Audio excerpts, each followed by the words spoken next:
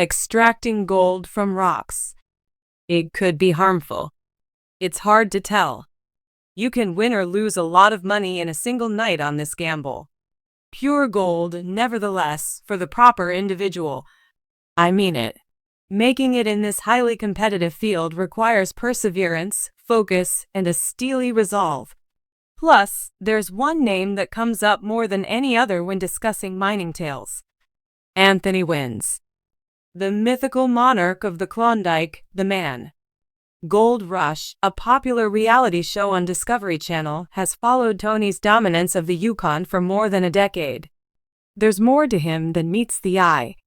Tony Beets has amassed an empire, transforming dirt into millions via his dogged perseverance, but how wealthy is he exactly? What happened to propel him from a life of milking cows in the Netherlands to the Great Gold Rush? To what extent is he unique among miners? Who can become one of the game's wealthiest players, and what are the requirements? To him, it's about more than just gold. Ambition, risk-taking, and an indomitable will to succeed are major themes. It wasn't simple for him to get wealthy, believe me. Get ready for an intense dive into Tony Beets' fortune. Tony Beets worked his way up from humble beginnings as a Dutch farm lad before becoming a reality TV celebrity and owning vast mining claims. The weather is very awful right now, isn't it? This is absolutely awful. However, farming was not my life's work.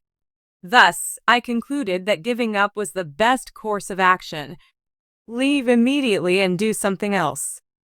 Getting ourselves together, packing, and traveling to Canada was the wisest decision we could have made. The birth took place in the sleepy little town of Wishness on December 15, 1959. Neither Tony nor his family were wealthy. On his family's dairy farm, he would endure long days of physically demanding labor without any promise of riches or gold. During his formative years, he did not engage in treasure hunting. Milking cows, shoveling dung, and dealing with the monotony of farm life were their days. Tony, though, had other ambitions in life. His father's crippling disability rendered him unable to oversee the farm, and his life took a dramatic turn. Tony had to take the lead at the tender age of 15. Picture this: you're a teenager, and all of a sudden you're expected to take charge of a farm, manage men twice your age, and make harsh decisions. His assistants went beyond that. The entire operation was being overseen by him. This was his first experience in a leadership role, and it was a challenge that tested his mettle and taught him responsibility. One thing would have a lasting impact on him. Tony, though, felt in his heart that farming wasn't the path for him. It wasn't enough for him. More possibilities, more wealth, more excitement. He also made a daring choice that altered the course of his life irrevocably in the early 1980s. Together with his childhood sweetheart and current wife Minnie, Tony departed from the Netherlands, gathered their little possessions, and embarked on a journey to Canada in pursuit of a fresh start, improved living conditions, and perhaps a chance at something greater. And my goodness, they discovered it. Not everything about Tony's early years in Canada was perfect. He came with lofty goals but little means. He too had to start at the bottom, as do many immigrants. He began his career by milking cows on a dairy farm, a task he had been familiar with from his youth in the Netherlands.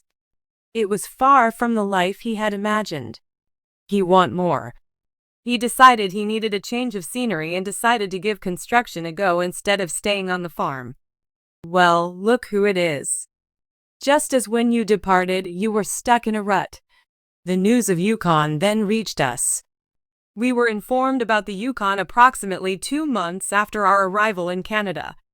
A lot of people said you could make a lot of money. After that, he proceeded to move on.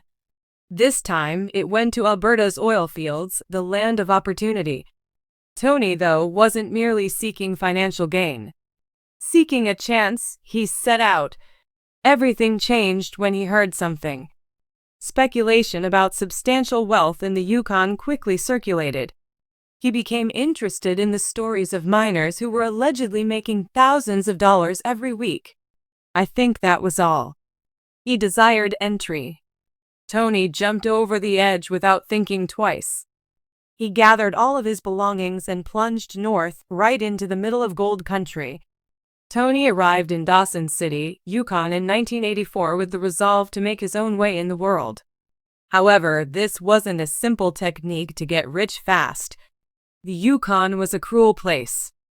Extreme temperatures, both winter and summer, hazardous landscapes, and long, hard hours are all part of the job. In the beginning, he was responsible for the most difficult tasks in the mines, such as moving dirt, running heavy machinery, dealing with malfunctions, and sifting through interminable permafrost in pursuit of treasure. Nothing was promised or guaranteed.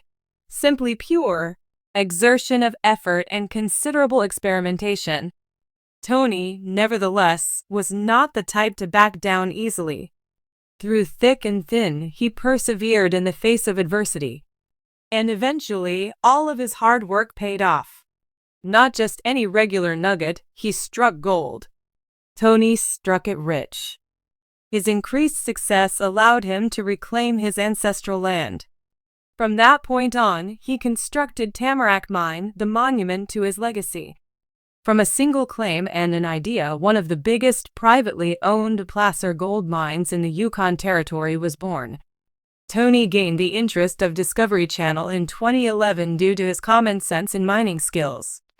Season 2 saw his debut appearance, during which he counseled fellow miner Todd Hoffman.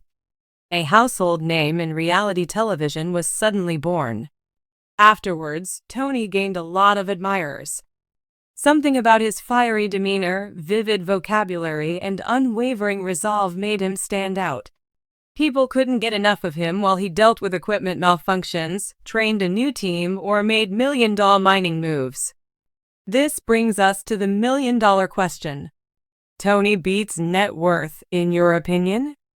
Mining for gold isn't easy, but the rewards are substantial for those that succeed. Do not be weak of heart. This is not an easy profession. Fortunes can be made or lost in an instant in this high-risk, high-reward game. The most seasoned miners aren't always guaranteed a profit due to factors including equipment failure, harsh weather, and unexpected gold output. The stakes are high, but the payoff is huge for Tony Beets-style players. Tony, on the other hand, is a game master. He has found thousands of ounces of gold by repeatedly attracting enormous hauls throughout the years. All told, Tony's operation caught 3,600 ounces in 2018. That's more than 225 kilograms of pure gold. The haul's value at market value for that one season was an astounding $4.39 million. Plus, that only accounts for mining in a single year. Just think of all the wealth he has amassed over the years. Wait, there's more. Tony's fortune stems from more than simply his mining exploits. Tony has made a killing off of his mining knowledge thanks to his appearances on Gold Rush, a reality TV show on Discovery Channel. His reported annual salary ranges from $100,000 to $5 million, with the exact amount depending on factors including ratings, production negotiations, and the amount of screen time he gets. And that's very much not all. One of the most popular and marketable characters in the Gold Rush franchise, Tony is known for his rough and no-nonsense demeanor. He has seen a substantial increase in his off-screen revenue through endorsement partnerships, sponsorships, and item sales. He has broadened his sources of income considerably beyond the Yukon through branded mining gear and participation at industry events. Then, how much is the total? Tony Beets has accumulated an estimated net worth of $15 million from decades of successful gold mining, lucrative TV contracts, and astute business decisions. One thing is certain, there will be more mining claims, new equipment, and seasons of gold rushes to come. Making millions isn't finished for Tony Beets. Tony spent $1 million on the Viking dredge, a floating industrial beast with a capacity of 350 tons, which was one of his most daring purchases. It had lain unused for 3 decades. Nevertheless, Tony recognized possibilities. It sank twice after he restored it and gave it new life. he lost almost $1,000 every hour. However, Tony persisted, as is his wont.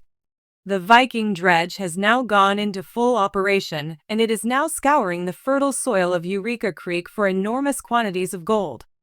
Tony surprises many by not living the lavish lifestyle one would expect from a man with millions of dollars in the bank. Certainly, he possesses a convertible Mercedes that is valued at $145,000. Yes, he and Minnie do in fact own a stunning $315,000 winter residence in Maricopa, Arizona. However, he is not into showy automobiles and extravagant living. Rather than that, Tony reinvests his wealth in real estate, machinery for mining, and he plans to develop his business. His holdings in the Yukon include more than 163 mining claims. His true fortune isn't sitting in a bank account thanks to his expansive 42,000-meter claim, Paradise Hill. The land, the machinery, and the undiscovered gold are where it's at. Tony Beet, who is 65 years old, is still going strong. He has a birthright in mining. Taking a chance, working hard, and then hitting it big. That is his motivation.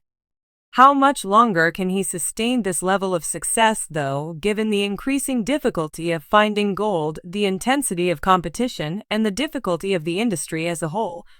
Tony Beets hasn't finished yet, that much is certain. There is still a lot more gold for this Klondike kingpin to uncover, whether it's through a new rush, new claims, or some mining innovation. Furthermore, Tony Beets will continue to seek out and acquire any and all gold that may be found.